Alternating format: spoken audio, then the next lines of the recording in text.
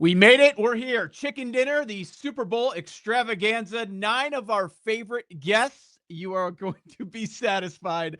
I promise you that. Entertained, and I think get some actionable information over the next couple hours, we're thinking. I don't know. We're going to give out our favorite bets. We're going to do a throwback. We're going to check out the room, and we're going to have some phenomenal guests. And if you've been with us since Bet Sweat days, you are going to be very familiar with some of the voices joining us. What's up, Sam? I didn't think about this until just now. When we started Chicken Dinner in August of 2016, we were one of the first sports betting shows in the country, no doubt. But nowadays, it's kosher or it's cool to do these Super Bowl specials. Like I did one today with Rob Pizzola, who's done one for a handful of years. Mm-hmm. But I'm going to guess January into February 2017 Super Bowl, that was the first ever sports betting extravaganza. It had to have been, right? I think you're right. And I started talking about it, I guess, out loud during the show the other day.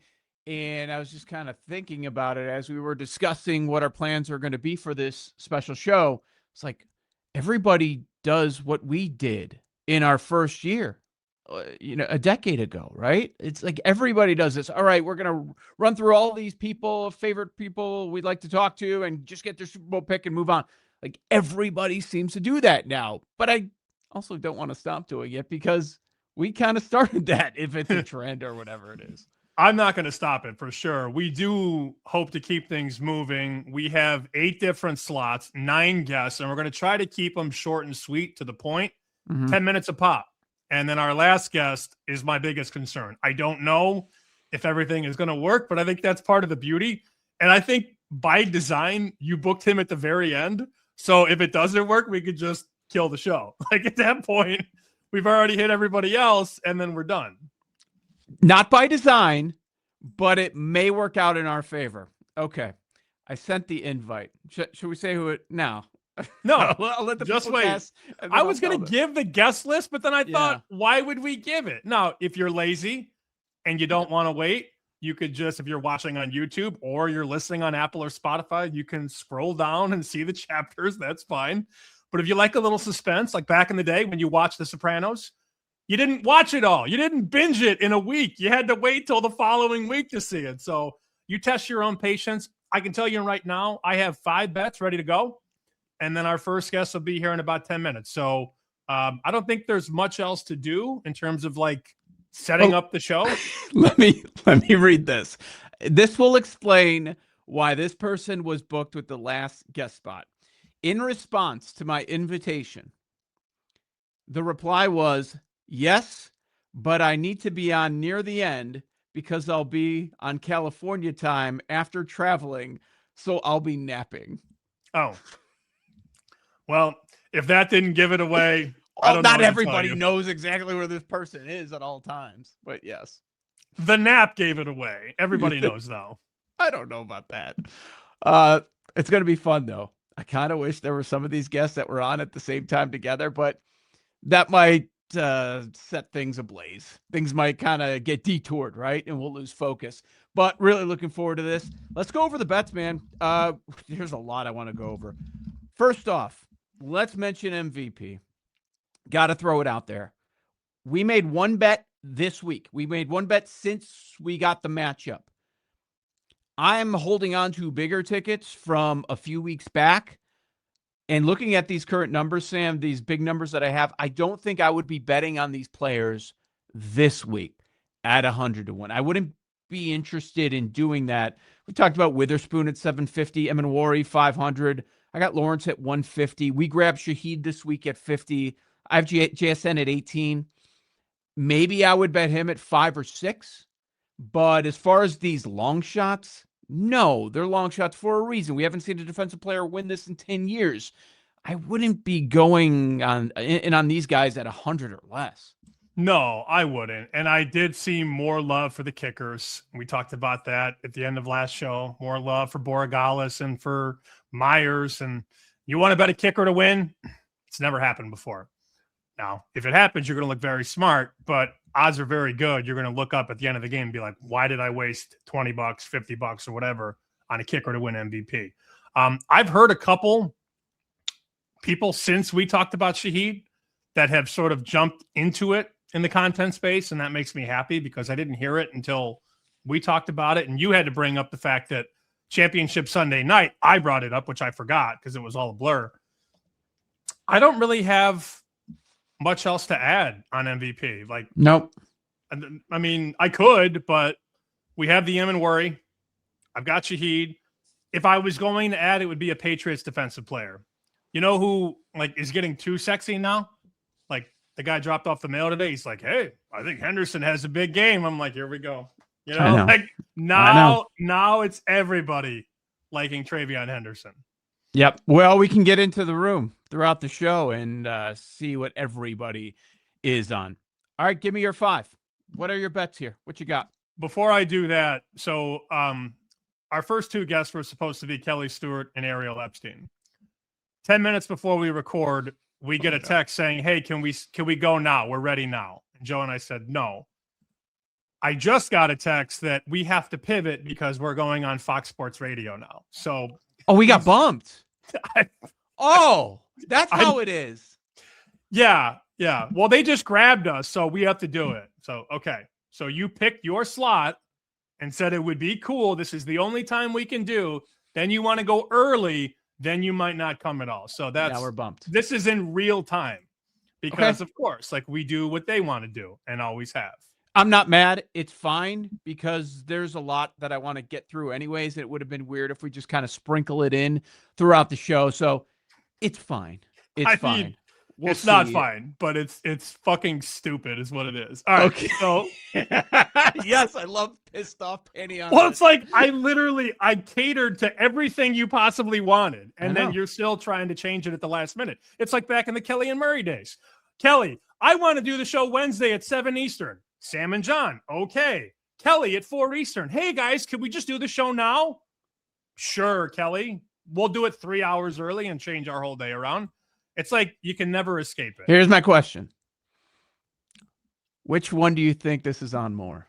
I don't know. It's probably on both of them. But here's the thing. They think it's funny, and it's not. It's not. Oh, that's okay. Cool. Yeah. We're busy. Well, they're popular. Busy. They're wearing the same outfit on Radio Row. So, they got to do that. Well, we'll see. But they're going to ask if they can come on at a different time, and I'm not bumping somebody else. So. When you name yourselves in the sports betting space after royalty, always in question. Okay. So there we go. All right. So my first bet. All right. Now I'm in a better mood. What's done is done, and we'll move on. So the first bet I gave out has moved, and I can't re-give it out now. And you know where I'm going with this. It's the first quarter under 8.5, which we talked about at -110. So every book now is 7.5 for the most part. Pinnacle's 9.5, but you got to lay $1.40 to go under. Not doing that. And then I was on Pizzola's show today, as I mentioned, on Forward Progress, and they have me on the show, and the price is -118 under 8.5. By the time we get off, because there's hundreds of people watching the show live, and it's a FanDuel show, and I'm saying this is the best price on the planet, right? 8.5 under -18, go bet it. I get off the segment, which was 6 minutes long, 7 minutes long, and it's -135. So this is gone, but Joe, we've talked about it for 10 days now. I love shorting the offense early and betting on the defense. And I had to go back. I wasn't sure exactly with Brady how bad it was early. Every Super Bowl in New England, so 9 of them, Brady never led a touchdown drive in the first quarter. Never. It only happened once. He did it in Tampa when they refed him down the field, when they were flag, and they scored. He threw a touchdown to Gronk. So in 10 Super Bowls, Tom Brady engineered a touchdown drive in the first quarter one time. So Darnold and May don't scare me. I also think, teams are going to be nervous early. It's just the way it goes with these quarterbacks who've never played in this game. I like it. 8.5. That was -110 when we gave it out. This one is the longest field goal under 49.5. Look, the game has changed. Now this will lose, of course, if we get a kick in the final seconds of half number 1 and it's a 57-yarder and somebody drills it. Fine. You tip your cap at that point. But with the way that these teams are sort of wired, they trust their defenses because they're defensive teams first. When you see 4th and 2 at the 35, what are these offenses going to do? They're probably going to go for it. So I feel like given those circumstances and the way the game has changed, we're going to see more short attempts on fourth down. So, look, if you get a 50-yarder in the game, so be it, but I like the under 49.5 longest field goal. I am finally in on the ceiling of the Drake May prop. It's one book has 38.5, but the under is crazy juice. Most books are 37.5. And I think you said last show this opened at what, 28.5 on Drake May? 29.5, yeah. Okay. Well, I don't think it goes any higher. And Jeff Schwartz is very high on this one, which we also discussed. I like the under. Buying the best number, 37.5 minus 105. The Mac Hollins, we also talked about this one at minus 120 and minus 130. You can lay $1.50 now if you want. Mm. Well, look, Caesars is minus 200. Oh. So, I mean, is 150 great? No, it's better than 200. I mean, that's 50 cents. So the best number on Hollins is 50 and 55. I still think there it's worth a little bit of a bet. And then the Shaheed MVP, which we talked about, 50 to 1. FanDuel now has 45. The lowest number in the market, 25 on Shaheed. I love on the May prop, the rushing one that you're talking about. It feels like almost everybody in the space has a strong opinion on this, over and under. I wonder if it's going to be one of the most bet props. It kind of feels like it will be. Of all things, the quarterback rushing yards, and yes, he rushed a good amount throughout the regular season, but he's not one of those first quarterbacks that comes to mind when you think about scrambling, but he's done it a lot lately, so maybe he ends up doing it here. I think that's fascinating. Jorge gave that out on Collect and Cover yesterday, too. Everybody has strong opinions, and I've heard some respected guys that are on the opposite side, whether it be rushing attempts or rushing yards. So that certainly got a good case there. I've got a number of Patriots. I don't think I'm going to land on the May rushing one, but I do have a number of other ones. Oh, before I dive into my props, are we making a side or total bet official? No, not yet. I'm going to wait and see how high we get. I'm looking for 5.5. Okay. That's my plan, but nothing really enticing yet because most books are still 4.5. I don't want to lay minus 112 to take 5. So, and Pinnacle, I gotta lay $1.20 to grab 5. I'm good for now. I'm waiting, but I do want to talk about it since we haven't talked about it a whole lot. I'm going to make a play on the total, but I'm going to wait because I want to see if this jumps up. There are some books that are juiced to the over, some are juiced to the under. So still trying to figure out what they end up doing there. But most of the domestic books are sitting at 45.5. I'm going to be on the under. So do we get back to 46? I think that's a big thing. Unless we get special teams defensive scores, I don't see the winner of this game getting to 27 or higher. And so that's why I'm there. And you look at the pace of these teams, they're both top 4, top 5, slowest pace. They don't do no huddle. They run the ball a lot, both teams, whether they're all healthy back there or not. We know that Seahawks down to one of the regulars, but they're still going to end up running the football. You expect a slower start. I think it's going to be a slower game overall. Now, if you want to go first half under, second half over, I would understand that. We see that in Super Bowls. That's been a popular trend over the years, but we get to 46. You better believe that I'm going to be on that under. Okay. Props. More New England than Seattle. On the New England side, something I talked about the other day, the tight ends. This is how you can exploit the Seattle defense. You go through the tight ends, and this Henry number has been jumping. In a matter of a couple days, it was 37.5 when we discussed. Now it's 39.5. I still like it. Obviously not as much. There's that concern it could land in that spot, but over 39.5 for Henry. He's plus 235 for an anytime touchdown. And Austin Hooper, he's usually getting 25 to 30 snaps per game. The yardage is 9.5. So I'm going to go over 9.5 on Hooper. So I like both tight ends in this game, Henry and Hooper on the New England side.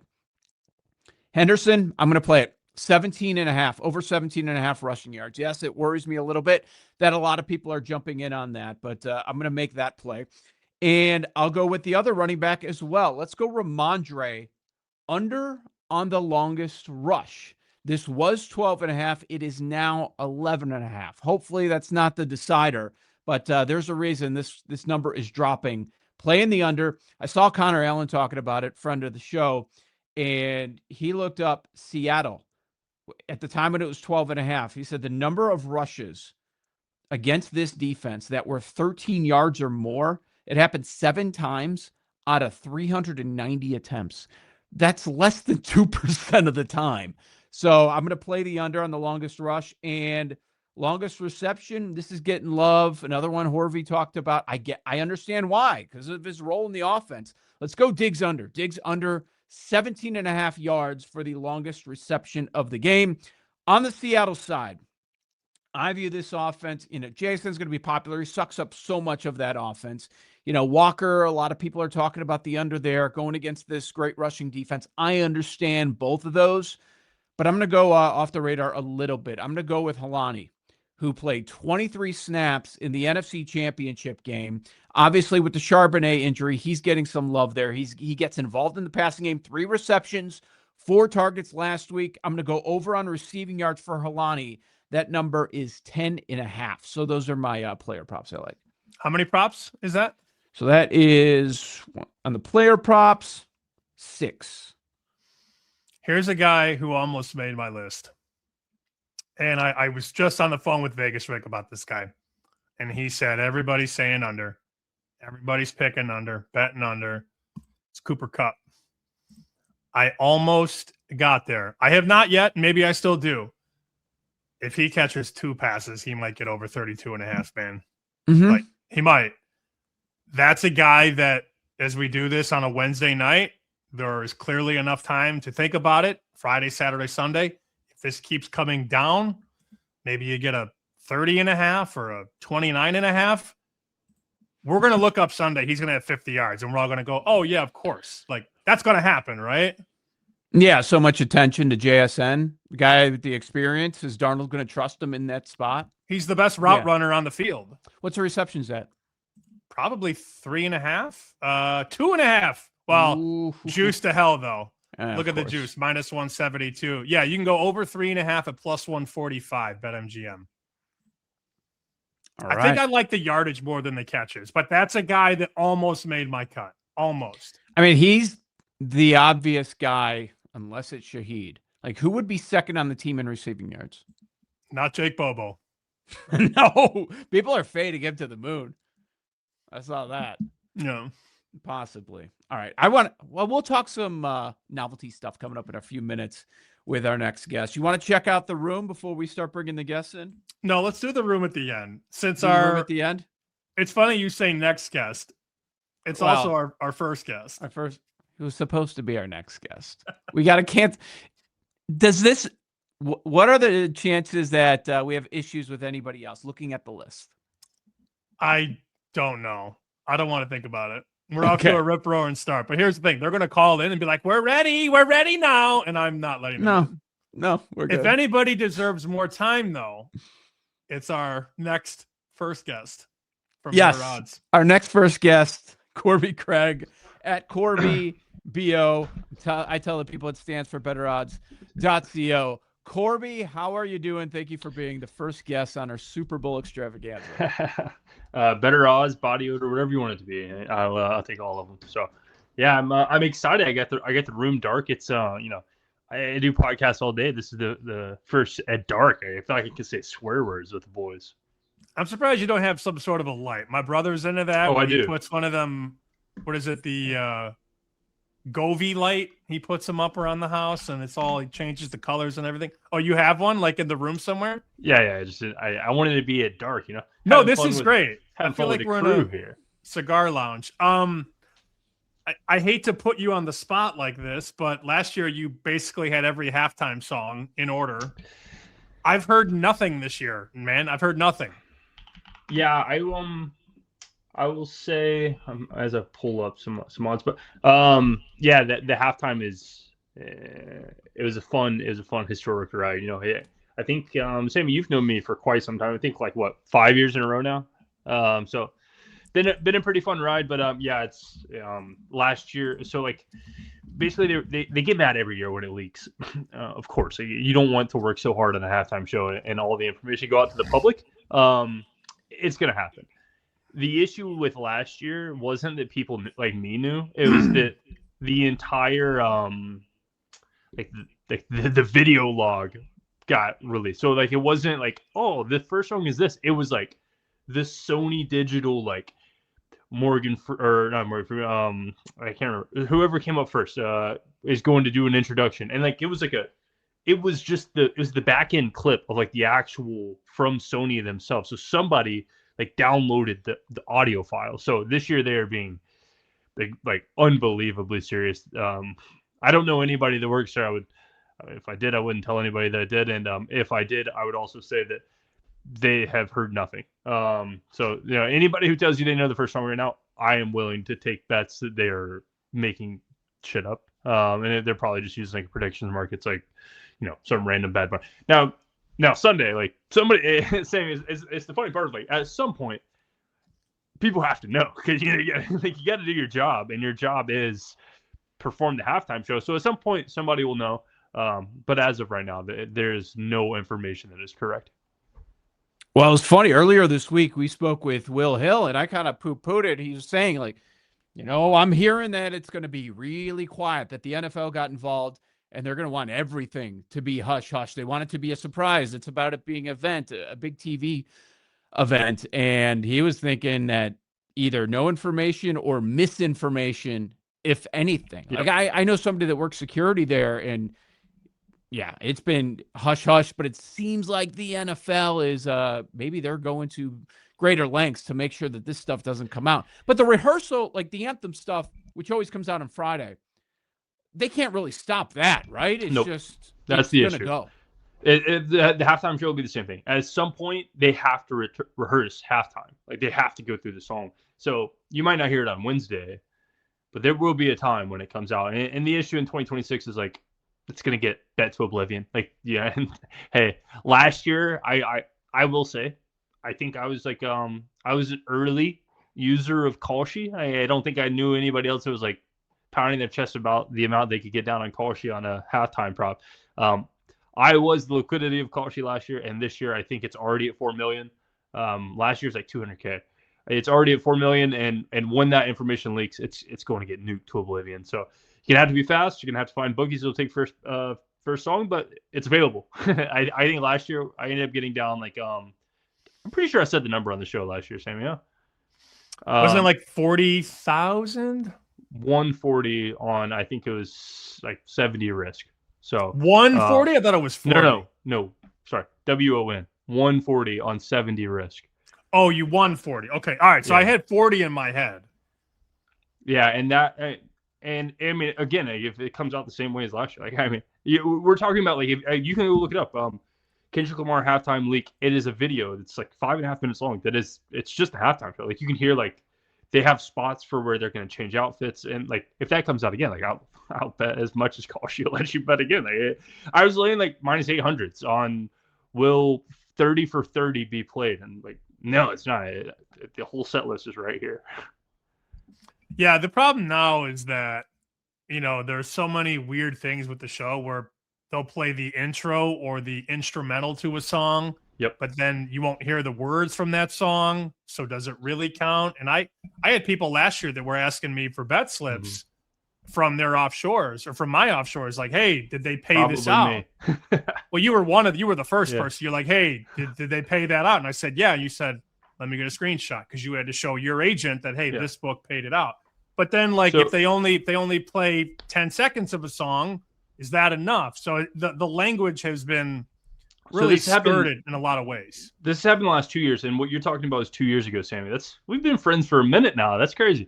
But Joe, I would assume that you're not keeping up with the halftime show grading liquidity market as much as us, and so I'll explain to the audience right here what's happened. 2 years ago, so you talk about the NFL like wants to throw off any cent, and they definitely do. It's 100% sure, and you can tell if you bet this market enough, which if you can hear how I'm talking about it, I do. 2 years ago, I believe it was Usher, and the song that was first, it was on Apple Music. It was the first song in the Apple Music halftime show. It was first on the set list. I had the set list. He never sang. It was the background noise while the camera walked up. That is technically the first song, but since he didn't sing it, they could grade either way. And so that was 2 years ago, kind of messed up. And then last year, Kendrick Lamar's first song wasn't a song. It was a what do they call those? Like an intro, basically. It's called GNX Trailer. The name isn't GNX Trailer. That's the one. That's the one. I had to send proof that they paid it out. So there was, and GNX Trailer was available on one sports book in the U.S. and all Canadian books, and it was like 11-1 because it's not even a real song. And so it was really hard to get graded, and it was on purpose. They know what they're doing. Anyway, and that'll be like my one hindsight to all of this. I don't have any information this year. If I did, I'd tell the people, and I'd have already bet it for the last 4 days. I haven't. I have $0 on halftime currently, which I'm very sad about. But I will say there is a song right now. I don't know what it is. I don't even know who Bad Bunny is. If I had to guess, it's not going to be the first. It won't be graded as the first song. There's going to be some, because it's probably a popular Bad Bunny song. There's going to be something at the start. It's going to cause controversy. I would almost guarantee that. So if you wanted to like take a flyer on something that's like a popular noise, maybe like a song that's not as popular as Bad Bunny. It's like a TikTok song that has like a popular 5-second intro. And that'd be the first song, because they do this. They've done it for the last 5 years. They're going to throw some kind of loophole at the start so that they can kind of misgrade if they want to. Yeah, I was going through it last night. I was driving my son somewhere, and I'm like, do you know any Bad Bunny songs? And then we started going through them. I'm like, I don't even know what this is. I don't speak Spanish, so I don't know what this is called. I haven't even looked up any of these markets. Is that, well, obviously if you win, it's your favorite, but do you expect to get intel on anything else? Whether it's Anthem, Wardrobe, yeah. Post-game, like Gatorade stuff. Have you got stuff like that in the past? Yeah, all this stuff leaks, man. It's just a game of like who you know and how much you're willing to poke everybody. Wardrobe stuff leaks, but you can only get like $50 down. Anthem stuff leaks, but it'll move. I mean, y'all have seen it'll move 20 seconds in 1 second. Like Anthem price will move 20 seconds in 1 second because everyone gets a recording of. And like, I mean, Samuel sent it to me on Friday. Like, oh, the Anthem was 94 seconds. I was like, oh, thanks. But now the market's 94 seconds. Like, so you kind of had to have known to know. And then Gatorade is a funny one. Everyone likes betting it. And I famously have, I'll show you. I had the best bet I've ever taken. Well, last year was pretty crazy. The halftime was pretty crazy, but this is my second best bet ever. 1 second. This is a fun story. I think I've told this once on air, but I recently sold my baby. This guy right here. And the reason that he is blue is because I knew for back-to-back years that the Super Bowl color was blue. It is not a public thing, and I will not talk about how I got it, but took the first years, rolled it over into the second years because you can bet on all Canadian books. Canadian gas stations will take pops at kiosks. So found a way to get to Canada. I did not go myself. I bet blue. So I got a blue Corvette. I am the most not blue, not bright blue. Like I wear this shirt every single day. Had to get it blue. Had to get the bets tag, and that's why my Corvette's blue is the Gatorade color of the Super Bowl. All right. In the fact that we have to keep this moving, do you have? I don't want to ask what your first bet was because that could be different than your favorite bet. But give us something actionable on Sunday's game. Yeah, I took on Rob's show today. Shout out Rob. You were on there, Sammy. I was making fun of you when you were on there, or when I was on there. It's just like the easy thing to do whenever you just like are stuck, in a conversation. I'm like, oh, no, Sammy, I'll roast him. I went with. I did like your bet. I told him I was going to fade it. I did not. It was a good bet. It moved 20 cents on the show. Yeah, I took it. I don't even know if mine moved. I would guess no, because nobody's stupid enough. I went with the combined yardage of all successful field goals over 128.5 yards, minus 113 on FanDuel. I'll look this up actually because there are a lot of people on there that just bet stuff. Let's see if this has moved. It's 131 yards now, so it moved 3 yards. If you're on the PPH game, you can find this at 123. That's obviously a better price. And then, I'll give just the shortest synapse of this all is this is an engineering degree. So I enjoy my structural engineering. And if you know, the 49ers built a massive Jumbotron this year in the offseason because they knew they were going to be hosting the Super Bowl. That had a very direct correlation on the crosswind that's in the stadium. And because of that, the 49ers have a much higher than average field goal success rate. There's just not as much wind. Now, is this baked in because the 49ers played there all year? Possibly. Who knows? I'm going to have a good time with a 131, it looks like, FanDuel. But let's call it 128. That's what it was. You can get 123 PPH. Over 128.5 combined distance for successful field goals. That's a fun one, huh? Yes. I like it. Sam, are you concerned about your under on the longest field goal of the game? No. How about just 4 40-yarders? There you go. I need under 49.5 longest. 49-yard field goals is a long field. So like, my like biggest caveat is like in this season, I think that it rubs people the wrong way of like a lot of people go for it on fourth. Like, it's become such a big thing. But over the last 5 years, like we've seen a decline in like high analytic go for it guys. It's like a 12% drop off of like in the playoffs, they just become sissies. They're like, all right, we're gonna take the 3 points. We're gonna take the points, boys, wherever we can get them.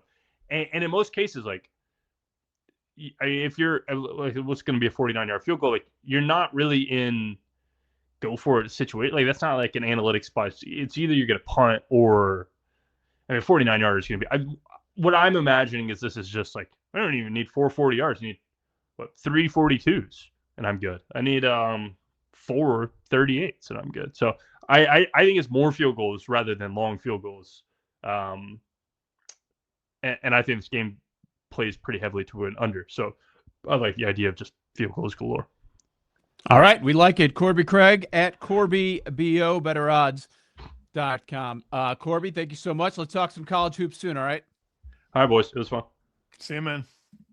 All right. We keep things moving here on Chicken Dinner. Bring in one of our favorites, Patrick Everson at @PatrickE_Vegas, contributor at Fox Sports, senior reporter at Vegas Insider, getting you all the intel from all the big books in this country. Find out where the sharp money is coming from, what the books need, what the public is doing. Patrick, thank you for taking time on one of the busiest weeks of the year for you. Absolutely. Look, it's a busy week for all of us, and I appreciate you inviting me in. Always happy to be on Chicken Dinner, no question. What is the favorite thing that you've heard all week about this game? That's a really good question. I think it's I got a nugget earlier this week, and I can't reveal too much on here, but let's just say that there's somebody important who definitely is on Seattle spread, and I'm leaning towards Seattle winning by more than the spread. So that's got me taking some alternate spread. The most interesting thing I've heard is that, there's at least one super sharp person who thinks that that number is a good number to be laying with the Seahawks.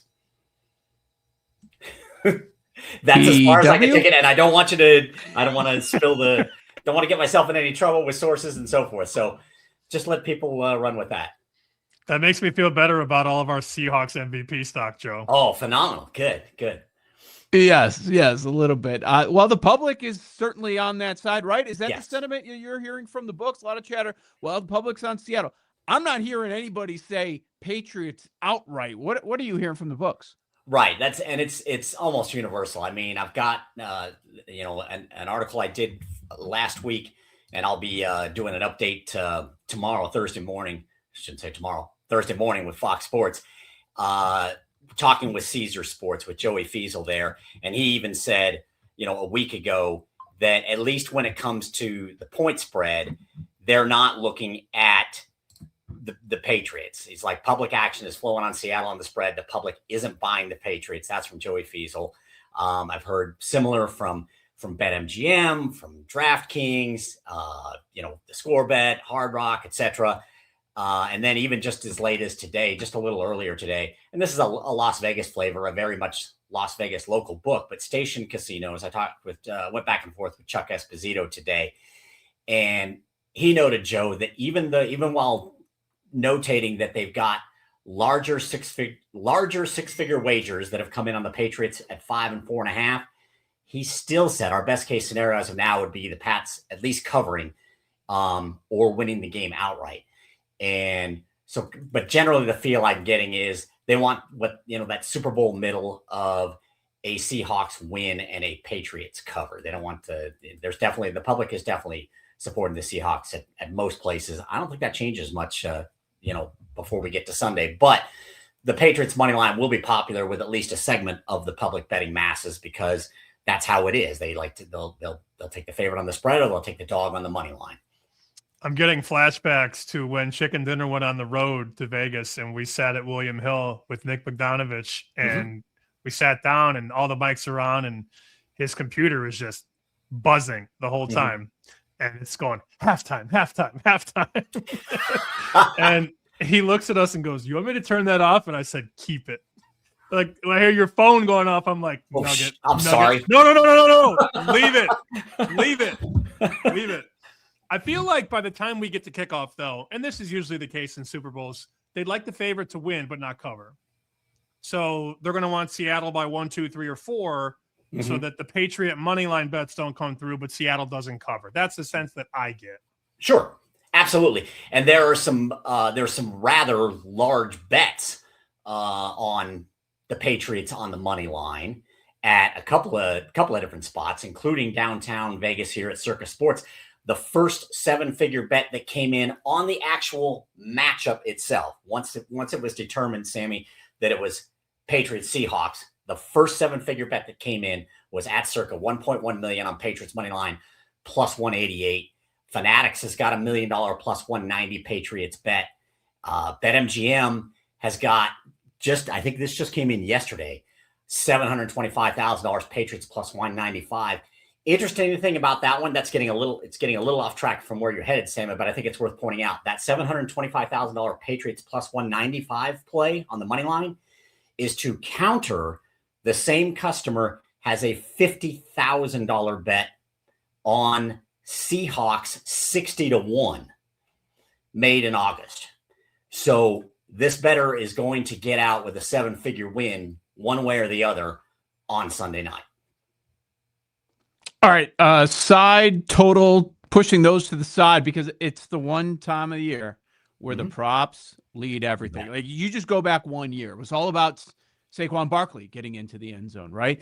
What is the most popular prop that you are hearing about? Now we're prop betting is so big with the Super Bowl now that it's like the books are rooting for certain events to happen or not happen just based on the props.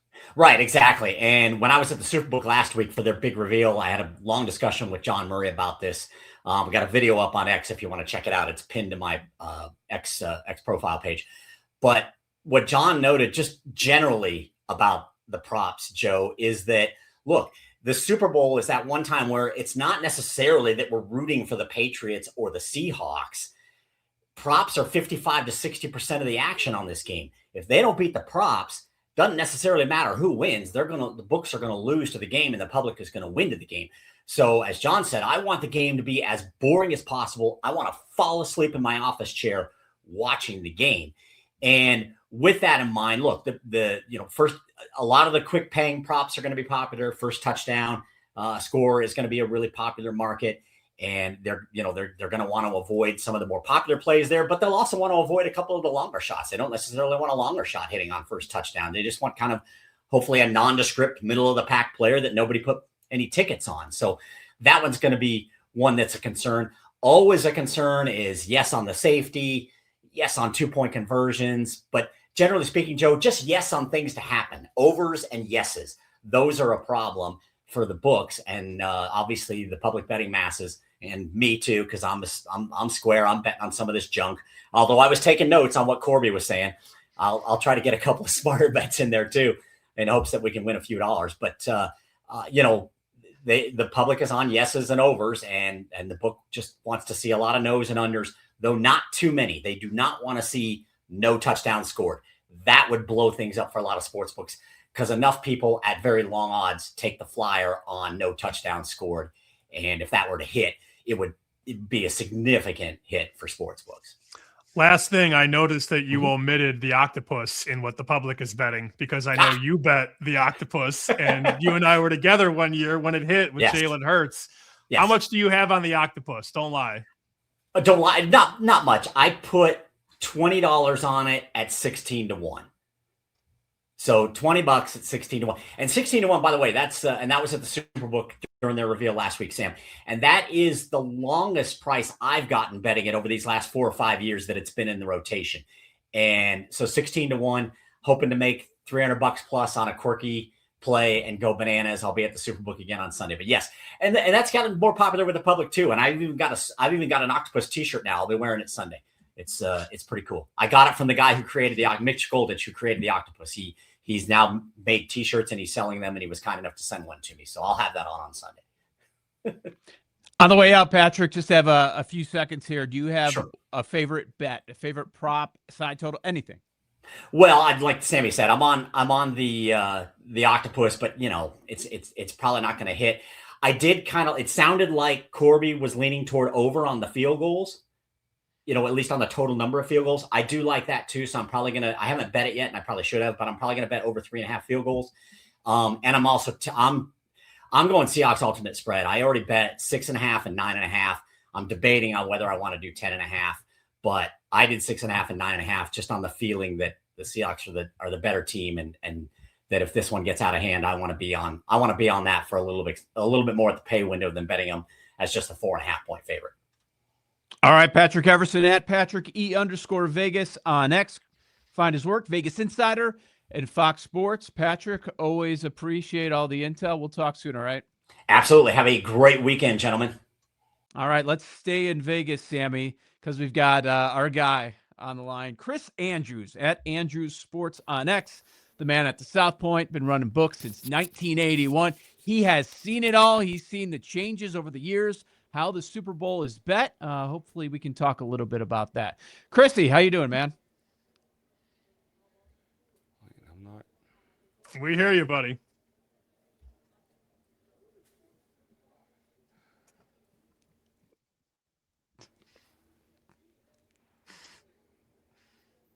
Oh, no. Can you guys He's hear me? here. I can't hear a thing. We hear you. Oh, he doesn't You hear can't- you us. can't. That's the problem. Okay. We're gonna try and reconfigure there. Let's remove him and see if we can't add him back in. Update from Kelly and Ariel. If Do you'd I like. want this? Do I want this? How's 8:15 p.m. Eastern? Question mark. You've got a thing, right? That's 40 minutes after our show ends. That's what I'm telling you. They think you're just gonna drop everything for them. Absolutely not. No, we're good. I will not be here. If you want to wait for him, go for it. I will No. not be here at 8:15. No, I don't. It's the principle of the matter. It's just You like already bumped us. we for who? gave them 90 minutes. Pick your slot. We want that one. And then, I can't do it. Let me pick a slot outside the show slot. All right. By the I way, mean, they probably went on with Jared Smith. Probably. Before we try and reconfigure with Chris, who I know is trying his hardest here, Yes. I notice you're double dipping merch here. Is that a hoodie and a mug that I've seen so far in the Well, last the mug- 5 minutes? The mug is always here. Okay. And sometimes I forget to put my drink in there, but the mug's always here. But yes, this is the hoodie. This is the first time I'm wearing it on the show. I think it showed up last week. Went with the baby blue, North Carolina. So yeah, it's very comfortable. You said the sizing is pretty true. You're right about that. Sometimes you'll get something that's a little off that you order online. No, it's pretty solid. I like it. Yeah, it's really good. I got the baby blanket. I already opened it up. I'm giving that to my buddy on Sunday. He doesn't know it yet. He's not a big gambler either, so he's not going to listen to this show, which is his mistake, his fault, not ours. But I can't wait to give out my first chicken dinner baby blanket. Let's see. We are just rocking and rolling here, buddy. The technical and the schedule difficulties have hit us full throttle. You were worried about it. I was not. Well, let's see if it's working now. We got you, pal. Oh my God. That's what happens when you trust a 69-year-old to do technology. I was gonna say you sound like my dad. Thanks. I like Sammy. What's going Looks like on, my buddy? brother, anyway. Everything's Yeah, he good. does. So how's the action so far? What are you seeing? What's moving the meter? Well, it's really starting to pick up. I mean, today we had a $100 bet on the Patriots. We're getting a lot of prop action, which we're starting to get two-way action, which is good. And, we really see it picking up. This is about the time of year every year when it really starts picking up. It started picking up really good today. So hopefully that's a good sign of things to come, because I think we're probably a little bit ahead of last year's pace.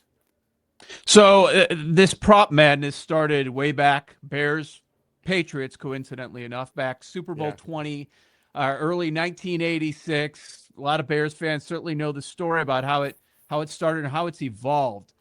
For you guys now, I mean, for sides, you'll take so much money. Like, what's the difference between the number of the amount of money that will come in on all the props versus what people are betting on Seahawks or Patriots? Well, a lot of it has to do with the number. This year, the market's pretty equally split between 4.5 and 5.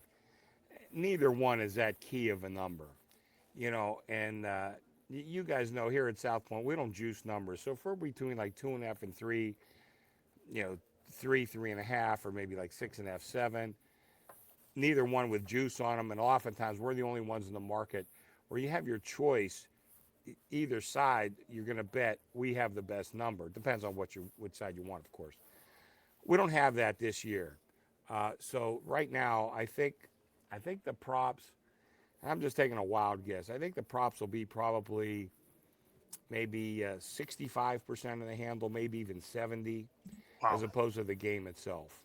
And that used to be flipped. But I mean, it used to be flipped. Yeah, exactly. Then the last couple of years, it started catching up. We'd be 50-50. And again, sometimes depending on the number, maybe like 60-40, like if a game's hanging around the 3, something like that. But this year, like I said, 4.5 and 5. And I don't see it going up too much or going down too much from there. So I think the number is going to be relatively stagnant. Whereas like props, I mean, we're all over the place, just like everybody else. So shop around, and a lot of guys are shopping around and finding the best number on props. Where have you learned as a prop maker? And I asked that because I know some of your peers that said, "Oh, we used to try and put up everything," and then get killed on some of these props because you never write the other way. I mean, like it's not like hanging 8.5 in a basketball game when you're going to get money on both sides. I mean, some of these props you write the one way and then maybe you don't get the resistance, right? So where have you grown as a prop maker in this game?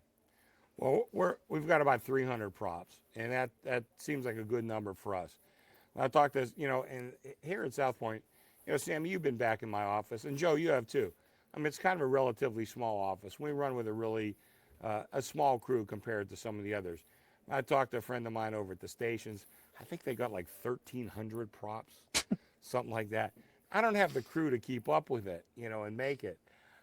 We've done fairly well over the years. We've had real good years with the props, and we've had some not so good years with the props. But we have, I think, a good number, and guys know it's not like a boilerplate, but we have kind of a system where we kind of know what we're going to do going into the game. Then, of course, you have to adjust, the players and the numbers and blah, blah, blah. But we kind of have a good methodology with what we're doing. 300 seems to be like a pretty good number for us. We write a lot of business with it. We keep fairly good track of it. We got some we're going to be sweating, though, I can tell you right now. A couple that we put up, we just got one-way traffic. But what was encouraging today is, we had a couple of the wise guys in, and they're betting against each other. So that's always a great thing. And I learned from an old-time bookmaker, and I don't want to say his name, but one of the most successful. He says, if you have one or two wise guys, that's not so good. If you have a whole bunch of wise guys, that's great because they tend to play off each other.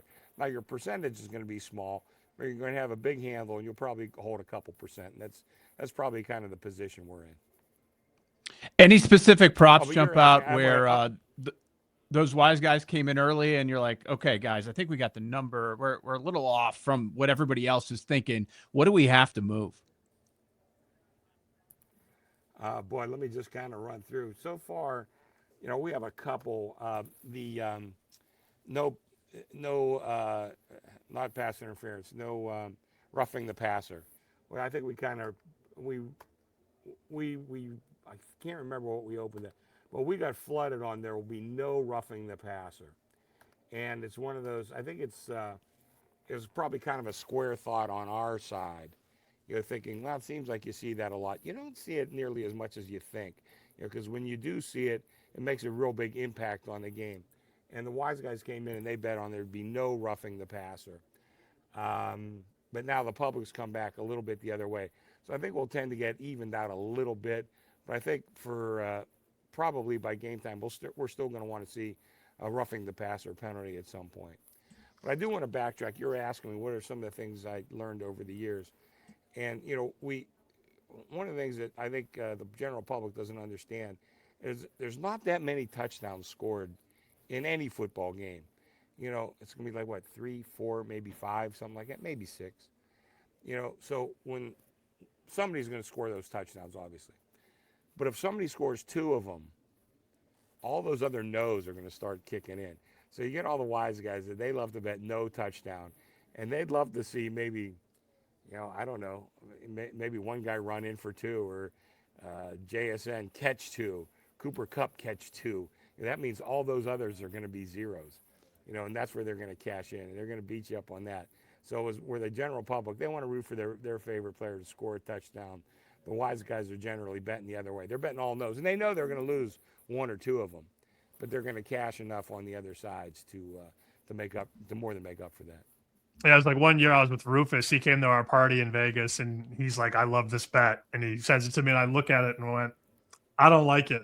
And he's like, well, you don't have to bet it. I said, no, I'll bet it because you're at the party. It was Joe Burrow to throw no touchdown passes. And I'm like, Was it like the second quarter it was over? I was like, what the fuck, man? He's like, I like the number. And I'm like, but that's no fun. And that's the point for those guys, for a lot of those guys, for Rufus, for Eddie, for Zach White. It's not fun sometimes. Yeah. Oh, yeah. And I'll tell you what, though, those guys do their homework. And that's one thing you got to learn in this business. The guys betting no, the guys that are betting the shorts, the guys, they've done their homework all year. And, it's funny. My wife, she has an account over at Westgate, and I love those guys over there. And she's going to bet $10 props. She bets $10. And she'll have a blast. She might have 20 by the time it's all over. But if she goes 10-10, believe me, she's in her glory. But that's the kind that's. Now she bets $10. We get a lot of guys betting, maybe $100 or even a nickel or whatever. But those are the kind of guys. I mean, you want to fill your room with guys like that. They're just betting. They want to root. They haven't been doing their homework since week 1, like probably Zach and Rufus have been doing. Those guys you really have to respect. And the other guys, you put them up and listen. A lot of them, you hope they make a little bit of money because you guys have been around this racket a long time. A lot of them, they're not walking out of the joint with cash in their pocket. They're going to figure out a way to spend it on the way out the door. All right, Chris Andrews, appreciate your time. Busy week for you. Andrews Sports over on Twitter. Go say hi to Chris over at the South Point. Thanks, Chris. See you, buddy. I'll be around, guys. I'm not that hard to find. So good talking to you. Sorry about the technical problems in the beginning. All good. I'll see you in a month. See you later. All righty. All right. Yep. No issues there. Let's go to our guy over in Minnesota. How about Andy Molitor at Andy MSFW?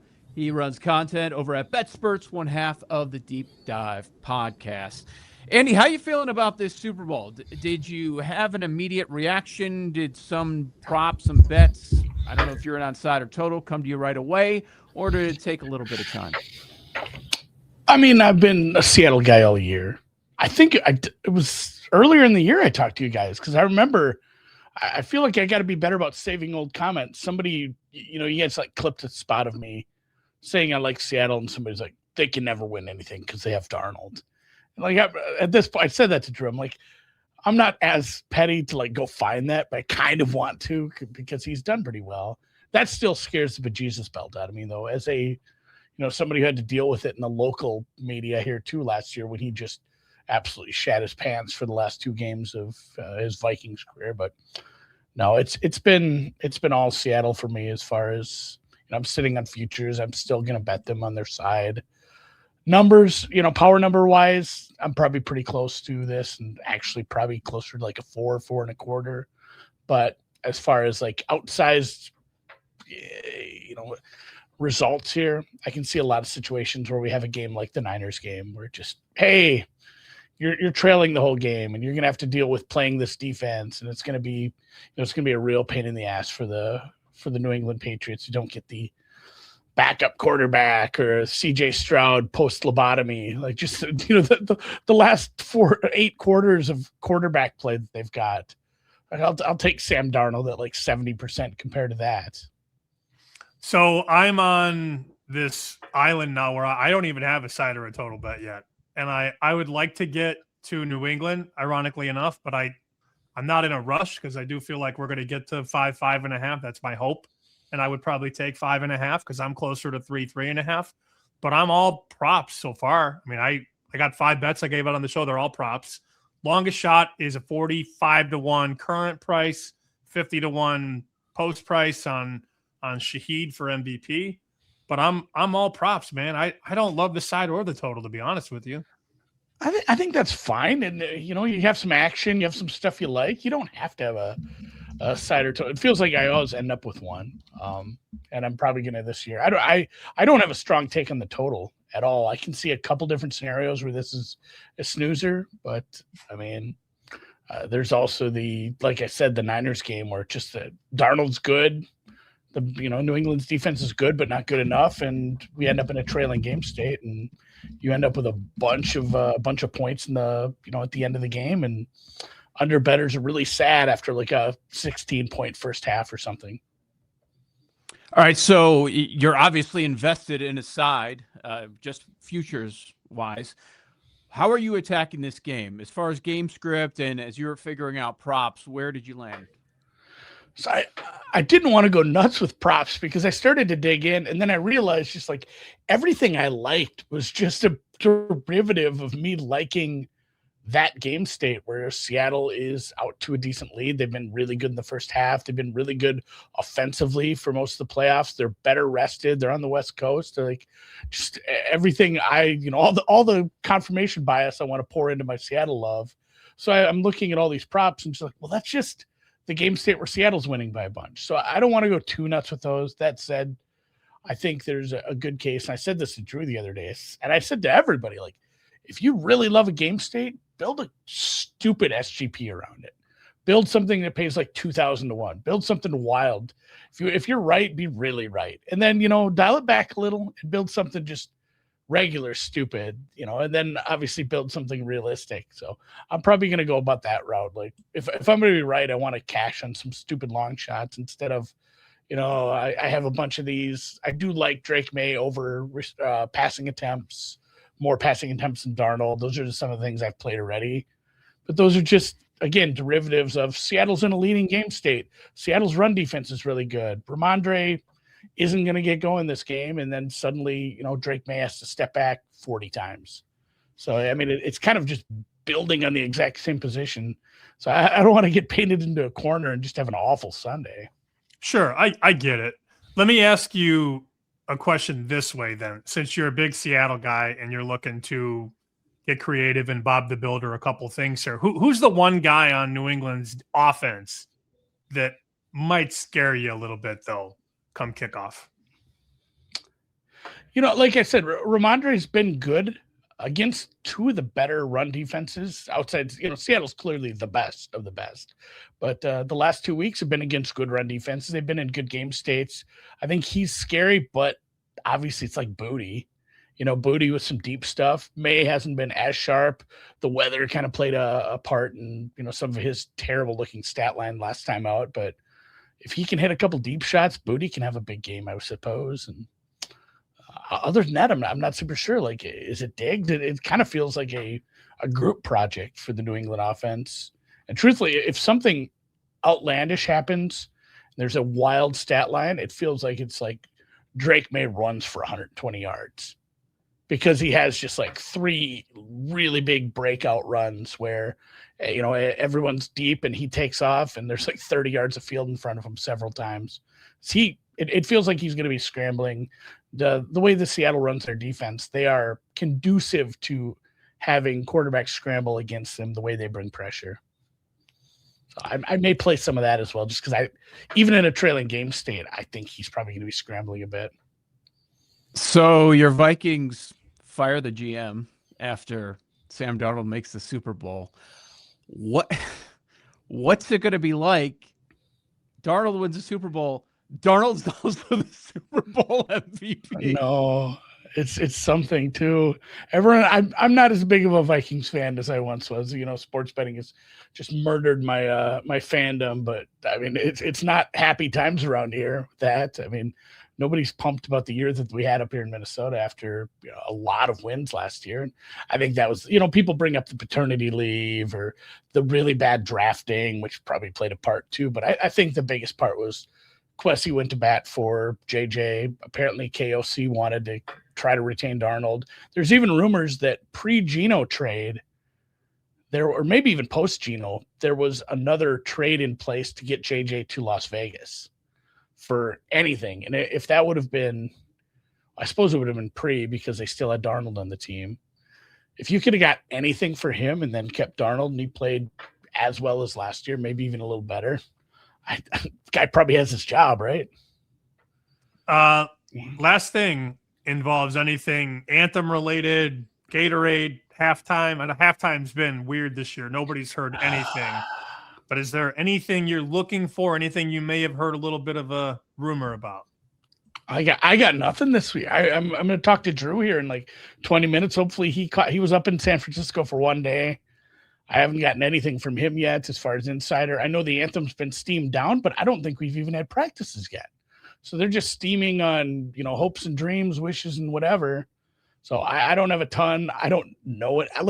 I know these Bad Bunny songs. I don't know the names of them. Like I could tell you, hey, that's Bad Bunny. I don't know the names. I know. I was going through it last night. I took German in high school, man.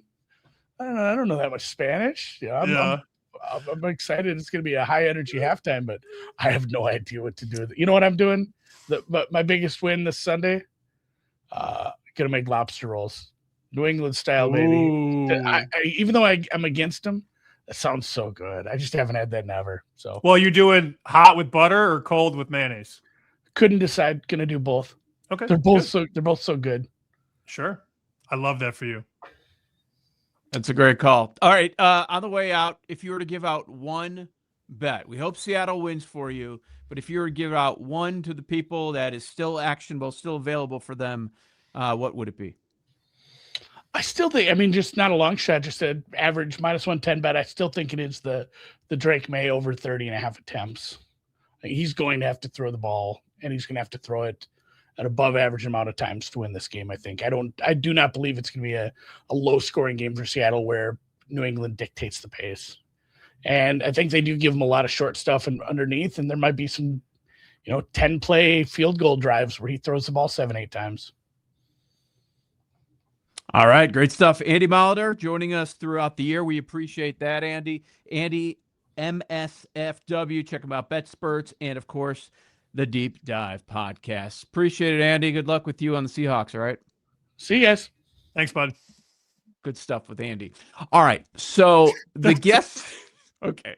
I can't stop laughing. People that are watching us on YouTube probably think like I'm on an edible or something. Nope. Because throughout the Andy conversation, what you don't see is we see a preview of who joins, who's ready to go for us to pop on. And then George popped on a little bit earlier, but our guest that was scheduled for this time is not there. So what are you thinking? Do a swap?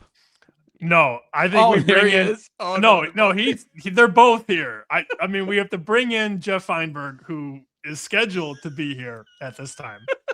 Welcome, Geoff. Welcome back to the show. But what's going on? Shout out! I can't see George in the green room, but shout out George. I mean, George, you've been here in the green room checking yourself out for 10 minutes in the mirror. Well, can you hear me now? Yeah, no. No, you know what? I wanted to make sure I had a good contact. I wanted to make sure I knew how to, because I wanted to hear the guest before me. I like Geoff. I wanted to hear Geoff talk. So I'm like, this worked out perfect. I know we got a good signal, and we're ready to go when it's time in 20 minutes. I think we might as well just keep this. I mean, because you guys have already had like a beef together and you had breakfast together. I don't mind, Joe. I don't mind keeping this the way it is right now, personally. Joe's muted. The whole thing is chaos. Everything's going to shit. Yeah. Go ahead, Joe. No, I know Geoff doesn't mind at all. So yeah, the four of us, let's Okay. Well, who's the guest in between? Who was the guest in between us? John Murray. He can wait. We'll make him Okay. wait. It's fine. Yeah. Okay. Yeah. Okay. I'm a little short on like 20 minutes, but I'm happy to give her here a bit with George, and then I'll do Yeah. that. Yeah. Huh. All right, Fienberg. So we've broken this game down for almost 2 weeks now. We've given out all of our bets, and we've gone back and forth on side and total. Do you have a favorite bet that is still actionable at this point? Favorite bet is a bit of a stretch. I mean, and I'll acknowledge that I have a nice Seattle future, and with that comes like a bit of a sophisticated square element in me where it's like clouds my judgment on how I see props. And I'm like self-aware of that as well.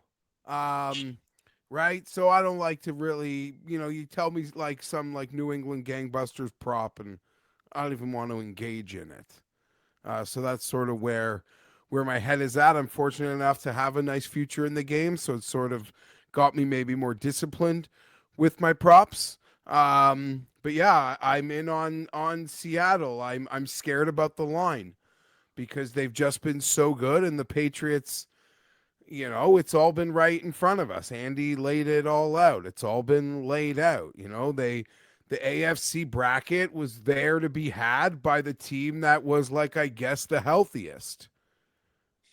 Like, I don't look at it as anything like more than that. And I haven't seen Drake May play a good game in a month, even if the circumstances haven't been on his side. It's like golf. Like, you haven't struck it well in a month, even if you got caught in bad conditions. Like, I don't know, it's going to have an impact on me. But I guess you're asking me for a prop right here. I'll say Stephon Diggs, longest reception.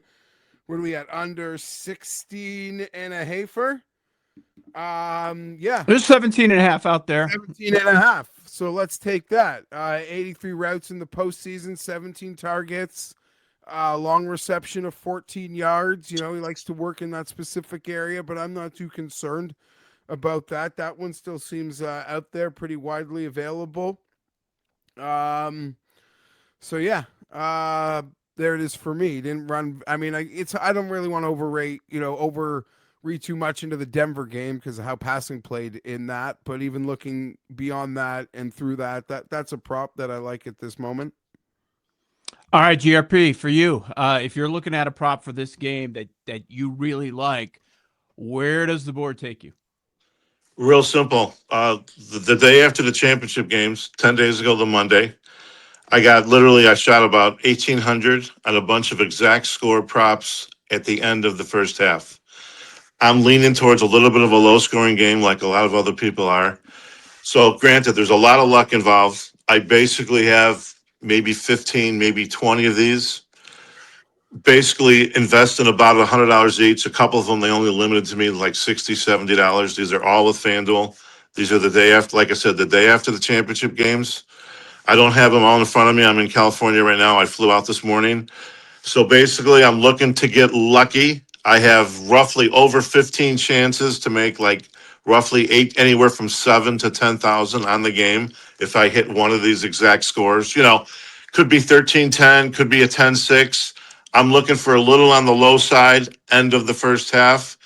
That's where I have 95% of my energy right now. Literally as simple as that. I don't have a strong opinion on the game. Bottom line, that's where I'm at right now, guys. I was amazed to see not only you jumping into the NBA waters, but you have, you've built a hell of a portfolio on the Charlotte Hornets, buddy. Don't call it a hell of a I have a great portfolio. I am looking like a genius right now. Give me my credit. I called the timing perfect. They won the summer league game in the summer. This team is no slouch. Let's be clear about this. They're no slouch. They had their usual injuries in December, and they're in a bad division. So I put on like 4 weeks ago, just one of my bets, 1,000 to 1. Charlotte Hornets win their division. And right now they're like 3 games out of first place with like 3 teams in front of them. Today they made it, and it's funny. I was sad to myself today, boy, Cody White would be a perfect guy to get from the Bulls. Plus maybe the Bulls want to get a young draft pick. It worked out perfect. They added a couple of guys here and there. but right now I'm looking like a genius, and I could be famous in 2 months if these Charlotte Hornets. If this is a talented team. This is not a total fluke. Give me a little credit here. These guys can play. You definitely you bet it at the right time. I can't give you any more credit than that. I mean, you nailed it. Bingo. The ultimate perfect, right? End of December, early January. I'm making all these stupid 1,000-to-1 bets, which right now the sports books you can't get 25-to-1. I mean, I'm looking like a genius right now, and we got to keep it rolling for 2 months. And if I make a couple $100,000, there's a lot of people on Twitter that owe me an apology for being a dummy to bet 1,000-to-1 shot. I'll tell you that right now. Geoff, did you tail George on this one? Yeah. I wish I did. I don't have a single. I haven't bet or watched an NBA game since I guess last year's game 7, whatever that was. I love watching Geoff smile when George talks. It's my favorite thing. When Like George is talking, and deserves credit. Like let's so put happy. George deserves air in his tires for this one. It seems like. Yeah. Thank you. Thank you. Yeah. No, me and Geoff we've spent 36 hours together. Rob sends him out to Chicago for a day. We spent 36 hours together. We flip boards for snakes. I took him to a place called Bob O's for Italian beef. Great. He goes, Bob O's. He goes, boy, this is a great spot you picked, George. I said, thank you, Geoff. It was a great fries, great beef. He loved it. A classic Chicago lunch. He loved it. It's true. Making me hungry, George. Geoff, you mentioned being disciplined than maybe in the past when it comes to Super Bowl betting, and you're already invested. You're obviously going to be rooting heavily, like Andy Molitor, on the Seattle side. You gave out one prop. Like, what do you think your final tally is going to be when they kick off on Sunday? How many props? Probably like 7 or 8, right? Yeah, 7 or 8, and I'll probably get involved even in some high hold markets. Just enjoying the Super Bowl, like first touchdown, a group bet with the boys. There's nothing like trampling over kids and spilling drinks when there's like a group hug needed off the bat because like we just crushed a first touchdown. So there's nothing chasing that dragon of like that big group hug. Just having a good time. I'm one of these believers, like football season is over. This is the cherry on top of the ice cream sundae. Week 1, like I'll take any regular season week over this. I don't watch football with my friends' wives and our kids, and I love them. So when I have to, it doesn't even feel like football, and that's the Super Bowl. So I'm just there to have a good time. I enjoy everyone's company, but it's not football season. That's all I'm saying. I would love to, last thing I have, and I'm sure Joe has at least one more thing. I would just love to get a final score prediction on record from George, you first, and then from Geoff. Just what's the final score? Who wins the game? Just like everyone else, I'm leaning Seattle. I'll final score, let's say Seattle 30, New England 17. Just over. What about you, Fienberg? Yeah, so I've been on record a few times. I think 27-17 for the Seahawks. And I mean, Joe, Sammy, I trailed your Shaheed MVP pick as well, boys. Both you on that. We need a punt. We just need like fourth quarter tie game. They punt it to him. He fields it at the 10, and he takes off for 90. I'll break the TV in this house if he does that. Maybe not. Maybe that's a little too much. But if he wins MVP, it's going to be a great day. And I feel like I'm on an island. I also really like Drake May rushing under. I feel like it's inflated. I feel like when Seattle, they don't blitz a lot. They'll have the spy there. I'm in on that. I'm just like, I feel like it can get bigger despite giving it to Pizzola today. I do, because I don't have a ton, and that's like there at the number. I do feel like it can still get bigger. So I'm going to wait before I really bet it. But I'm absolutely in on Drake May rushing unders.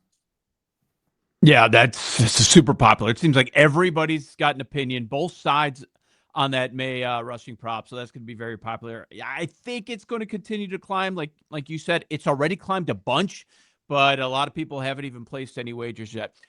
George, awards night tomorrow. For me, I've got one big thing looming. I need JSN to be the OPOY, but tell us the coach of the year situation. Everybody observing has seen you pile up a lot of coach of the year bets. What's the best case scenario? What's the worst case scenario for you?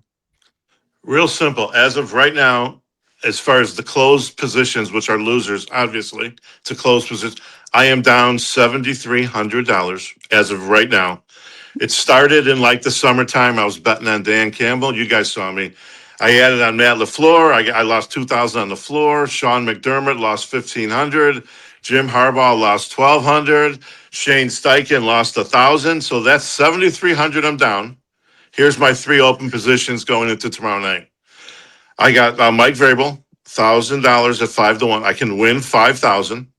Then I have my long shot. I have Mike McDonald risking 1,000 to win 15,000.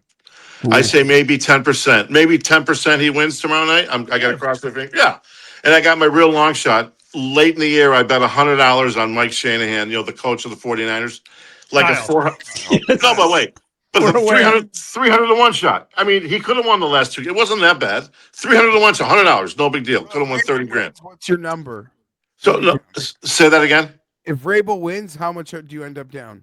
Very simple. I'm down 7,300 right now. Vrabel wins, I win 5,000, but that means Mike McDonald loses. That's 1,000. So then I win 4. So take 7,300 minus 3,900. That's what I lose. $3,300 roughly. Tomorrow night, Vrabel wins. Here's 90% what's going to happen. Vrabel wins. GRP wins, loses $3,300 for the day. You can make fun of me until you see the Charlotte Hornets win the next day. Then it all ends right there. Right, Sammy? Give me my deuce. This was outstanding. Give me my deuce, Sammy. I'm rooting for you on the Hornets, buddy. I don't even watch the NBA. I'm rooting for you. I'll be honest with you. I don't watch them very much either. They won the summer league, and I'm like, why are they getting 1,000 to 1? And I looked at their division. The teams in the division all stink. It was like a little, when you bet these futures props, here's the answer. Once or twice a year, these sports books make a mistake. They really do. With the point spreads, these point spreads are deadly. It's so hard to beat the spread. But they just have to make 1 or 2 mistakes a year, and you can find it, and you can attack on it, and you can make money. George, I'll never forget in the notebook, you had to remind yourself, stop betting college football, stop betting other sports. Right. And then you come in and you're an NBA expert now. Right. Well, let me just clarify. What you refer, it said, stop betting the NBA. It says, don't ever bet the NBA again. Yeah. And then I bet a couple playoff games last spring, and now I've just been pounding I have literally almost 6,000. This is the biggest bet of my life, is on Charlotte Hornet futures for like 5,700. But right now I look like a genius, and we need it for 2 more months, guys. 2 more months. Let's go. Make me famous, Charlotte Hornets. That's what George is in this for. Make him famous. Oh, the Super Bowl. I don't even care about the Super Bowl. I am so concerned. I stood in my bed at midnight, and I just checked the scores and how they doing. I can't watch the game because I'm too nervous to watch a game when I have money. I'm not even paying attention to Super Bowl. I made my bets 10 days ago. I forgot all about it. I'm in California right now. I'm all stressed. I need them to come in for a couple $100,000. I need a new car. One that drives itself, maybe. All right, GRP wins over on X. George, always appreciate it. We'll talk again soon. Geoff Fienberg at GFienberg17. Thank you, Geoff. See you guys. Later, boys. All the best. Later, George. All right. Good seeing you, Geoff. Outstanding. That worked out. See, you were frustrated about kind of getting dissed earlier to start the show. But that ended up working out. Murray doesn't know the backstory. He doesn't know what our girls did to us. John Murray, of course, from the Westgate Superbook in Vegas. Mr. VP. You guys got me? We got you. So your girls, the Splash Sports. I heard that whole segment with George. Now I can't hear you guys. I heard everything you guys just talked about the Hornets, and he doesn't care about the Super Bowl, and now I can't hear you guys. I don't know. I'm sorry. Let me log out. I'll log back in. This may be the last live show we do on StreamYard, especially with all the moving parts. We did get here, though. You're right. I was laughing so hard when George came in like 30 minutes early. And I looked at you, and you started laughing too. I couldn't. He's so early. He's so early. Well, people don't like. He was zoomed in all the way on his eyeball. Like there was a lot happening. It was fantastic. You got us now, John? I can kind of hear you a little bit. I don't know. I guess I was only meant to hear George, not you guys, on the show. Maybe I don't know. we should kick George out and see if that works. Yeah, I don't know, guys. All right. That's so weird. Joe's muted. How about now? You can't hear. I've been having tech issues as well. You hear us now? I got you guys now. I don't know what happened. I heard the whole previous segment. I was laughing about it, and then the other guys left, and then I couldn't hear. But we're good now. I can hear you guys now. I think we've learned our lesson here. We should not do like a 9-guest show. But here's what I'll do. I'm gonna blame your girls, the Splash Sports girls, Kelly and Ariel, who were told to pick whichever time slot you would like. And they said, ooh, that one's perfect. So they picked that time slot. And then 20 minutes before, they asked if they could just go now because they're ready. And I said no, because we haven't started yet. And then 5 minutes to the slot that they had handpicked the day before, they said, oh, we have to do something else now. So let's pivot. It's very concerning because I'm supposed to do a show with Kelly, our normal show. We have a podcast, Kelly and Murray show, that you started, Sam. And it's supposed to be in like 50 minutes. And now I'm very skeptical as to, because we were supposed to do it last night, but of course Kelly postponed it to today. And I said, okay, because Kelly's in San Francisco, she's got a lot going on. I don't have much going on, just working at the sports book here, Super Bowl week. I got all the time in the world. But I said, okay, let's do it Wednesday. No worries. And I'm a little nervous now, to be honest with you. I haven't heard from her in a little while. I don't know what's going to happen, but I'm happy to be on this show. Well, quick follow-up. They asked if Joe and I can do 8:15 Eastern, which is 30 minutes after our show ends. And I have not responded yet. Can I say one thing that disappointed me a little bit, and then we can get into the meat of the order here. I was at my house last night after work, after my show was canceled, and I was watching Landman on my couch with my pug, Mario. And I got an email from Sam that was sent to all the people that were going to be on this show, and I thought it would be funny to make a joke about the girls. So I thought it was funny. Apparently nobody else thought it was funny. But I sent a reply all to the whole list of all your guests making fun of Kelly and Ariel, and not one person was like, oh, that's funny. Tough crowd, man. It was a tough crowd. No sense of humor, man. We all thought it was funny. I laughed and I brought it up, and yes, I meant to reply, and then I didn't. Thank you. No, it was late though. It was late where you guys are. Ooh, that one cuts deep. It was kind of late though. I don't know where everybody's based. I mean, where I was, it was probably like here in Vegas. It was probably like 8:30 or so when I sent it. But I thought it was funny. But okay, what can we talk? What do you guys want to talk about? Baseball win totals? What are we thinking here? Yeah, I like the White Sox over. I heard you guys opened them pretty high, right? Like relative. We to the market. do. I mean, we looked at. So we've been looking at these things for the last couple of weeks, looking at the market. A couple of teams we like. We like the White Sox. We thought they had a good off season. We think there's some room to maneuver in that division. We do like Chicago. We like Atlanta. I think Atlanta. They had a lot of guys hurt last year. They look like they could be a little bit better this season. And we like Pittsburgh, but I do think that division's a little tougher than people realize it is. You had 3 teams from that division in the postseason last year, including the Cubs and the Brewers, and the Reds the other one. And that win total has been bet up a lot offshore. So that one scares us a little bit. But White Sox, Braves, Pirates, all teams we're looking at. We were talking to Chris Andrews earlier, and he was going over how it's just kind of flipped, where even though you can bet so much on sides now, you get more money on props when you add it all up.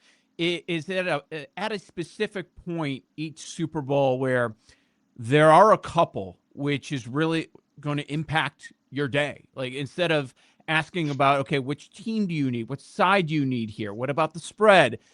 Are you guys you think you're going to have conversations of, okay, we really need this guy not to have a lot of rushing yards, or we need this guy not to score a touchdown? Well, the answer is yes, but it's more than I think a couple.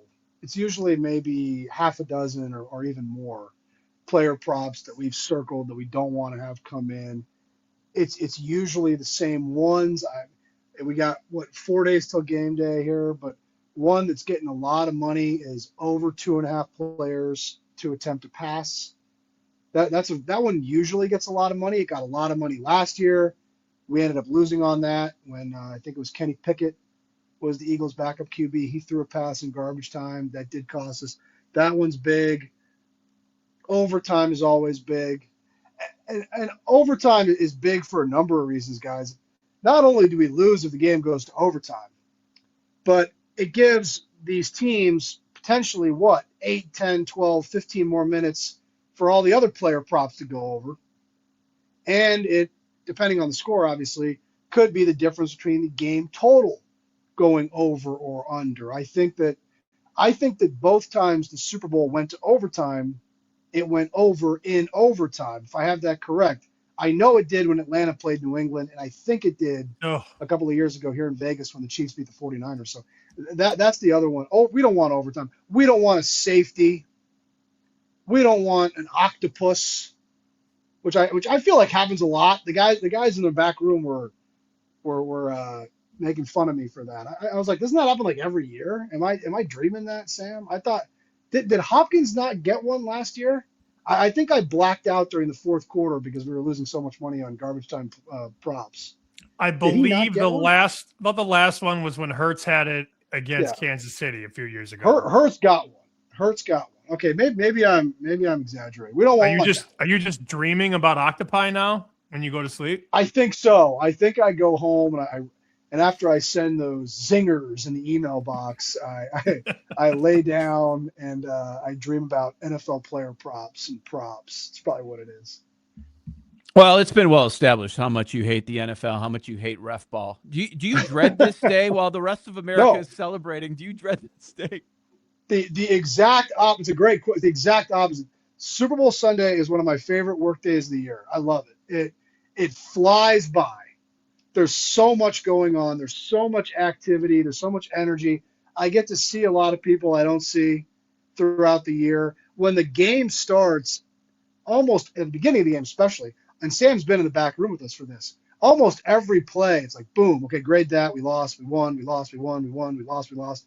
So much going on. And then when it's over, you send out your reports of how you did to all your bean counters, so to speak. Maybe you go out, you tie one on, have a couple of beers, maybe, possible. And then when you wake up the next day, it's the off season. No, Super Bowl Sunday might be my favorite day of the year, honestly. I'm a huge fan. Huge fan. I would, while I have the time here, let me, this is one of the best stories. I'll speak for myself. One of the best stories I've ever written. For those that want to check it out, they let me behind the counter this year, Joe.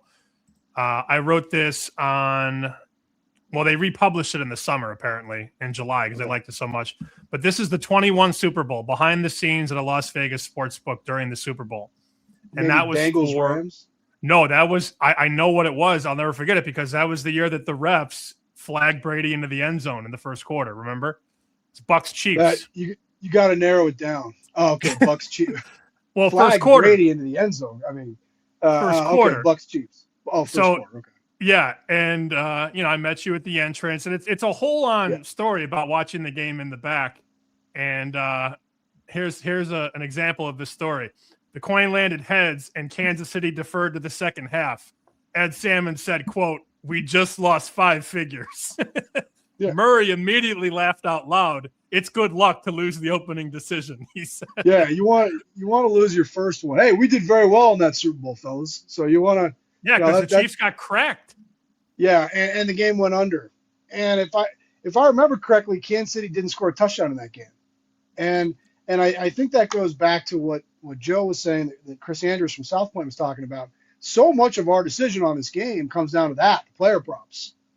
You know, if we could get a game on this Sunday, I think the final score of that game was 28-12 Bucks. If we could get a 28-12 game in which one team doesn't score a touchdown, we'll probably do very well in this game no matter who wins. I would think that we would do quite well on the props if that happened. We probably would lose on the nobody scoring a touchdown for whatever team it was, because people do like to bet that a team won't score a touchdown, that there won't be a touchdown in the game. But overall, we do so well on props, the game would go under. I'd love a Super Bowl like that, especially if Sam was here. That would make it even better. No, I won't be there for the Super Bowl, but I'll be there March Madness. I can't wait. Yeah, it'd be good. As far as side total over the next 4 days, we've been pretty much 4.5, 5, 45 to 45.5, depending where you're shopping right now. Do you expect any change before Sunday afternoon? It wouldn't surprise me. I got my note card here. I made this because I'm supposed to do a show with Kelly, but since that show's probably going to get canceled, I'll just use it right now. We got about 2/3 of our tickets on Seattle and about 3/4 of the money on Seattle. And that's despite us on Saturday saying, hey, let's push this number out to 5. Let's do a little fact-finding mission here. Let's go to 5. Remember, we're booking the game at -108 right now. And I know that 4.5 to 5 is not a huge difference, not a key number. But we did think that there'd be more takers at +5 -108. And we just haven't seen that. And if this holds up, if we get to the weekend and it's still just one-way Seattle and 5 doesn't entice people, we might have to go higher. We might have to go higher because we've talked about this before. This event is one of the few times of the year where the line isn't only moved by wise guys. At some point, your job is to protect the sports book. You can't lose some crazy amount of money and just say, oh, well, it was all square public players. So what? Who cares if we lost? I mean, we get to a certain point, the money's too high. We got to move the number and get money the other way. What do you think you're going to be rooting against? Like, I'm sure it'll change. Besides fun number one. As some of the big money comes in as we get closer to the weekend. The customers having a good time. Right now, as we talk on Wednesday evening, what are you rooting against?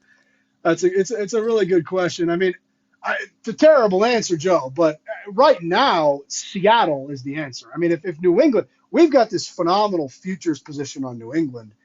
I told you guys it's a one-way stream of money on Seattle. If there was one thing I would say we're rooting against right now, it's the Seahawks.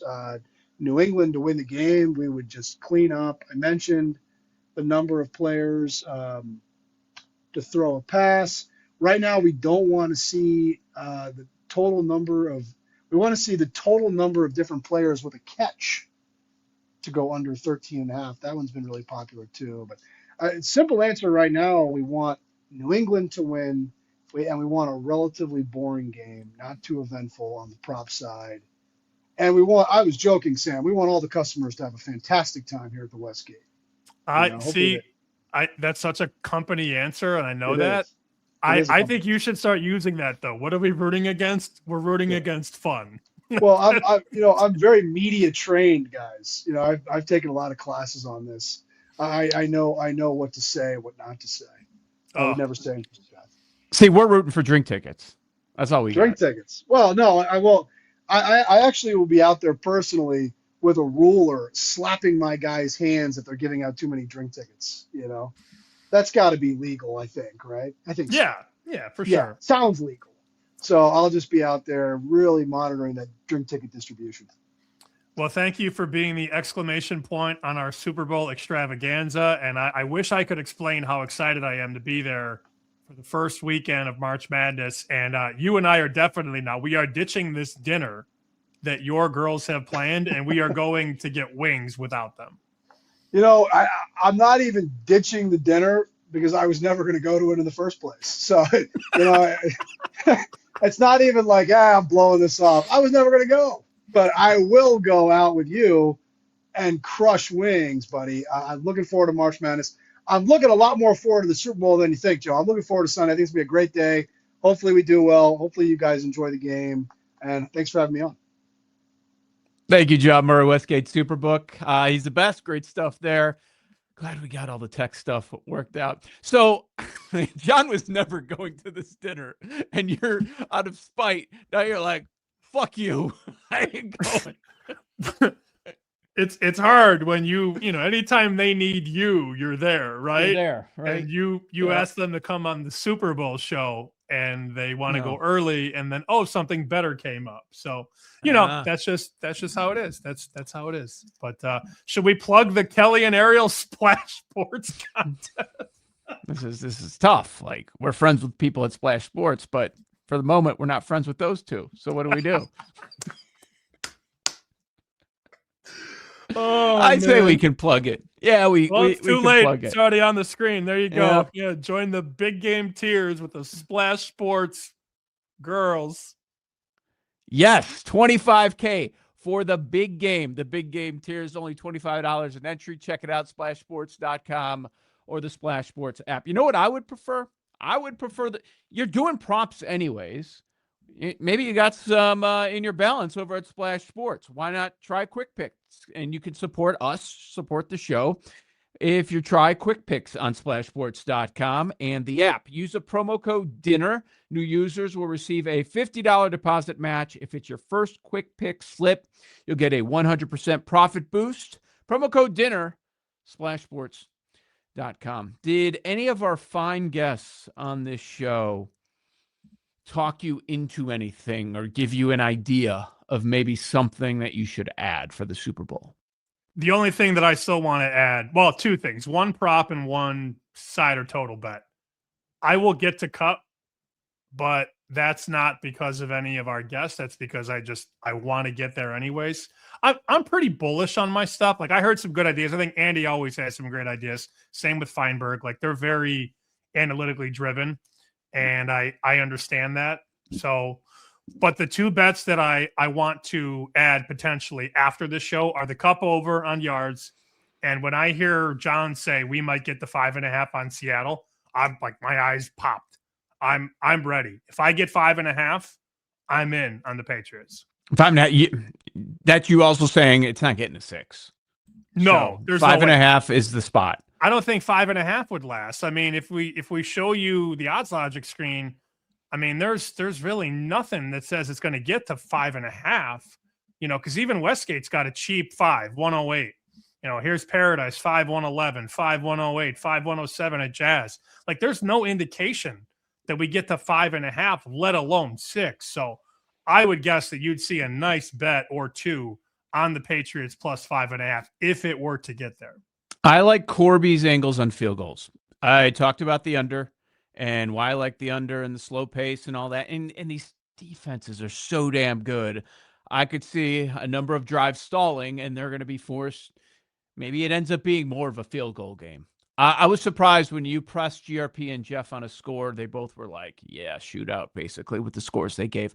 I don't see it going that way. They could both be right, but I'm not there on it being such a high-scoring affair. Yeah, I would get to the under, but again, I have so much already that I feel good about. I don't want to add a bet that I don't love. Yep, So the field goals are good. two. Now, if you were to tell me that there's another bet that's number one in the room, maybe that changes the calculus a bit. So Joe texted me before this show, and I can't believe we got through the whole thing unscathed for the most part. Puffer and succotash. I'm Sylvester the cat. Where was I? Joe texts me, he goes, I got the room. And I'm like, I haven't heard those words since we were from 9 to noon Eastern. Oh, man. I missed it. I started looking over it. I'm like, all right, let's go. It was interesting. There are some bets I've heard some of our friends talk about that are right there at the very top of the room. So let's go over that. This is as far as tickets. Most bet props. Want to start at 5? You want to do top 3? What are you thinking here? 5-1. 5-1, most bet props. Number 5, Sam Darnold to throw a pick, -150. Okay, that makes sense. It's popular and it's pricey. It's -150. That checks every box. George Halani, over 1.5 receptions made. Lay $1.40. I like Halani. I was thinking receiving yards, but 1.5 receptions. He went over that in the last game. So they're betting that. They're laying that price. Okay. 3, guy that I like. Number has moved up a couple of yards over the last couple of days. Hunter Henry over 38.5 receiving yards, -120. Okay, what's your number? 35.5? Well, I gave it at 37.5 the other day. Now I think the best number is 39.5. Good. I hope it lands 38. Yes, very well could. Top two, heard both of these from one specific person, which I'll get to in a moment. They are both Kenneth Walker bets. Really? Yeah. Yeah, not JSN, not Drake May, rushing yards like I thought might get in there. But no, Kenneth Walker. Number two, under rushing, under 70.5 rushing, which has already dropped a bunch. I want to say that's dropped 5-6 yards. So they're betting him under, and they're still doing it. Yeah, betting him under. When BetMGM tweeted this out, it was plus money at plus 105. And the most popular prop. This is the prop that Horvey said he had to bring somebody and go to a casino so he could bet more money. It is number one in the room. That is Kenneth Walker over 20.5 receiving yards at -145. That is so random. I would have never thought that would be in the room. I could have seen the Drake May rushing over. I could have seen Travion Henderson rushing over. Could have seen JSN receptions or yards over. I would have never thought it would have been a double dip of Kenneth Walker. The number two rushing prop, they broke this down. Here's the most popular rushing. Here's the most popular receiving. Didn't make the top 5 of the room, but the number two most bet rushing is May over, as we suspected. Well, I mean, when you open 28.5, 29.5, and it's already 37.5. Yeah, man, everybody's betting it. It's fine. And look, I went under the high side at 37.5.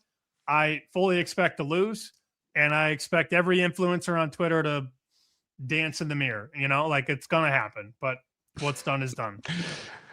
Did you, speaking of the influencers, did you see the one that has a small child that did the different dances? No. Oh man, it was a thing. No. Yeah. It's a lot of the same names. I see a lot of Walker, Henry, May with the rushing. Henderson's popular too. I mean, it's the ones that we've been talking about. Now, it doesn't mean these are going to be the most popular once we get to Sunday, because we know the people that are betting at this point versus who's going to step in on Saturday and Sunday, those are different clientele. For sure. Well, we did a ton today. And like I said, I'm glad we got through it. Hour and 44 minutes since we hit record. We made it. Been a while since we did a show. This actually not really. Like some of those playoff shows, we didn't realize it, but we were going 90 minutes. So yeah. No, the one show we said we were going to go 20 and then we went 50 on the last show. That's what happens. Yes. I'm always like, you're like, oh, I think 15 minutes will cover it all. I'm like, are you insane? That's not what's going to happen. It's not going to cover it all in 15 minutes. We need at least 30. All right. Even though we were bumped, they said, we're not cool enough. It's fine. Kelly and Ariel. Sam's not having dinner with you ever again. Nope. It's okay. It's all right. It's a 4-hour dinner. All right. One more show before I leave the country for a little bit.